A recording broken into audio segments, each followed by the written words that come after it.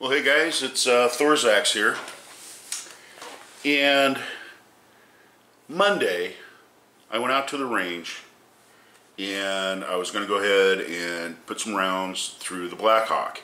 Now, as you guys know, I put the Wolf spring kit in the gun. Now, one thing I want to show you guys before we go any further is that the spring kit comes with 3 springs. You get your mainspring, and then you get a this is for your cylinder axle. You know, this is a little bit more of a stronger spring, you know, for your cylinder axle release here, so you can, you know, take that out. The one they have in there is kind of weak. Right now I have the trigger spring in there. I took the original rigger spring out because it's just way too heavy. This is much nicer, and now that I went ahead and I made the modifications to it, the trigger, you know, it has no creep. It breaks really nice. You know, the whole 9 yards. I'm very happy with the way the trigger, you know, just comes from the factory now. One thing, this spring, I ended up having to change that out. So I have a little bit of a story to tell you. So Monday, I go out to the range, I get set up, bring the camera, the whole 9 yards, go ahead and tack up a target, you know, make sure the line's safe, you know, tell my neighbor, you know, on the line what was going on, and, you know, I'm going to be talking into the camera and, you know, that sort of thing. And, you know, so we switch the lights off, you know, make the line hot again, and I only got 2 shots off.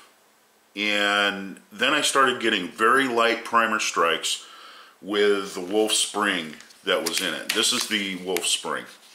So, you know, I was very disappointed. Monday was a very nice day, and I was hoping to get this out of the way, you know, get this shooting session out of the way. So I was forced to go ahead and come home and change out the mainspring. And I changed out the mainspring to the original.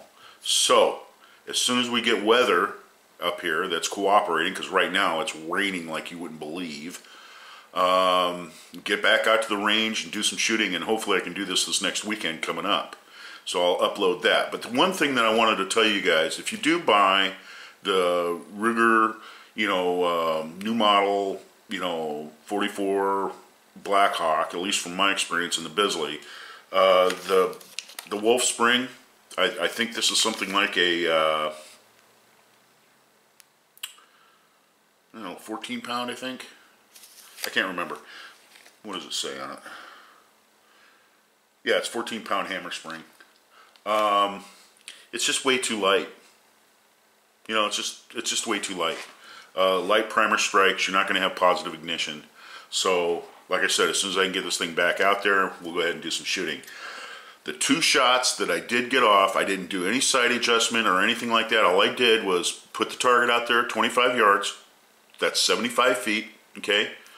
And I got the 2 shots off. Now, I got that one out there on the 8 ring. Okay, so I made a small sight adjustment, and I got this one right here, right below the 10 ring. And that's with the front sight post just centering the target. I always use a center hold. It just makes more sense. Rather than going like this and trying to put the lollipop on top of the post, use a center hold. Center hold means that the front sight is in the black, so the shot's going to be in the black, and it makes more sense in your mind that way when you're shooting. You know, to me it is, and there's a lot less to think about. You know, you're not playing a game, you know, you're not trying to, you know, hold this area in here. You just get your front sight right there, boom. Just works for me, man. Whatever works for you guys. So, anyway, from what I can tell, this is going to be the deal. This is going to be the deal, man. I'm really excited about it. I have a huge amount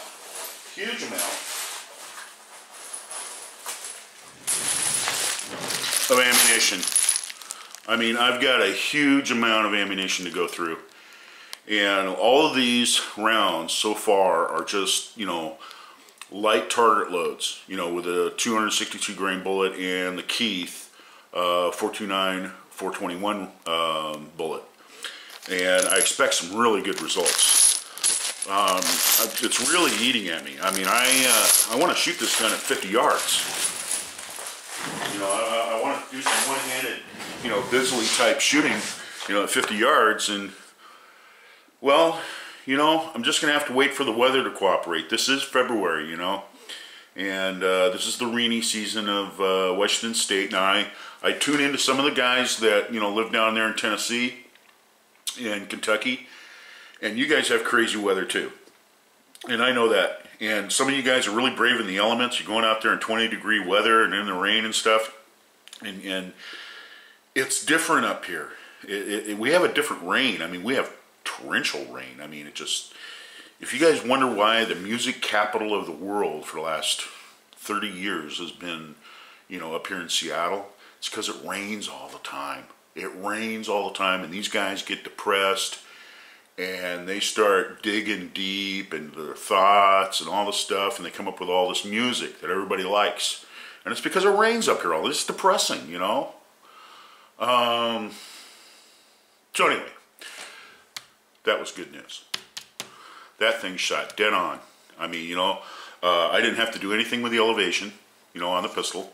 And what I did when I came home is I recentered the sight in the rear sight here. I went ahead and counted clicks on either side, you know, for windage, and I recentered it right. And this is right smack dab in the middle. Counted each click each way and put it right back on center. So it was only like 3 or 4 clicks, you know, to the right, and that's where this round came from. So, you know, now that I've recentered it, it should shoot dead center. So we're going to find that out. We are going to find that out.